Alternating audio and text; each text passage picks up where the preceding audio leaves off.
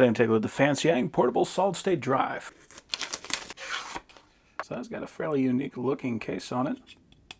Feels like it is aluminum. Got a port for our USB-C there on the top. It looks like you got an LED indicator as well. So nothing else really on it. Nice and simple other than these cuts on the enclosure. It's a very unique looking drive.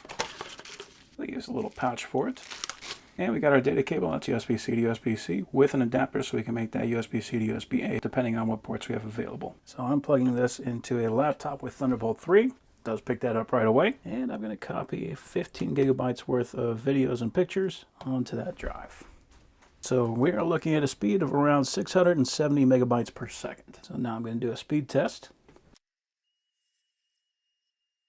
So for the sequential 1x8 8 process 1 thread, we got 1057 on the read, 414 on the write. Sequential 1x8 1 process 1 thread, we got 862 and 410. For the random 4K 32 process 1 thread, we got 180 and 254. And for the random 4K 1 process 1 thread, we got 22 and 77. Now, I'm not sure why we're getting 400 on the write and 1057 on the read. I suspect that it is thermal throttling. It does not feel hot, but that is the speeds that I am getting with this drive. Just out of curiosity, I'm going to try the other port just to see if that makes a difference. So we are getting considerably better numbers on the left port compared to the right port. That's interesting. I've not experienced that before. It still does not feel hot, so I guess it has something to do with the port.